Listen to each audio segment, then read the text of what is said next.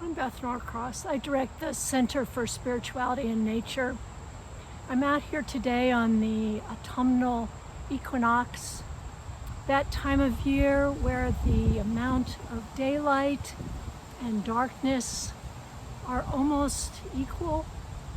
It's an in-between time. Spiritual teachers would call this a liminal time.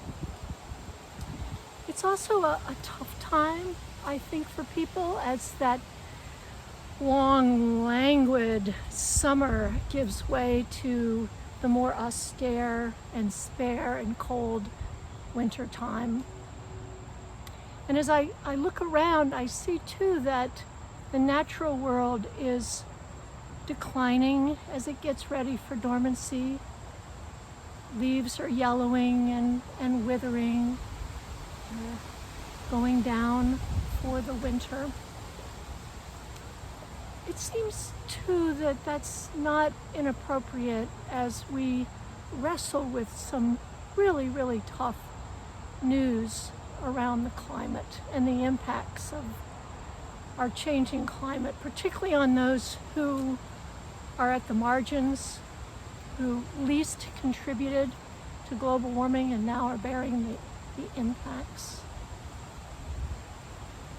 I know that I'm feeling, and perhaps you are as well, of a darkness that is beginning to envelop us about the climate. And those are tough feelings and important feelings, and they need to be owned and expressed, grieved and lamented. As I look around here, and at the same time that I see the decay of the forest here, I'm also noticing the fall flowers coming out. The asters, the goldenrod, of course, witch hazel as well. In the midst of this decline, in the midst of this darkness, there is life and there is light.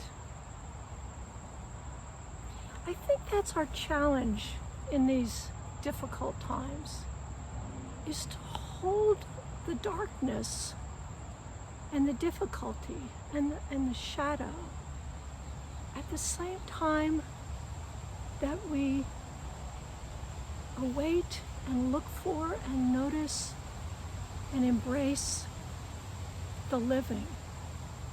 Those many examples of light still very much present in these dark times. So I hope as we come out here and as we deal with our own tough feelings during this darkening time, be it literal or figurative, that we also notice light and life, and perhaps find some comfort or some hope in there.